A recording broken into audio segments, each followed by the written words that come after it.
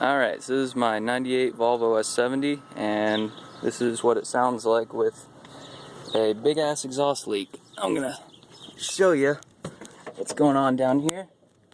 As you can see, the cat has completely separated from the rest of the exhaust there, and sounds pretty cool. I'm getting it fixed this weekend, but for the meantime,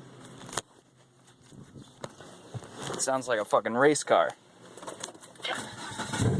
Testing. System ready.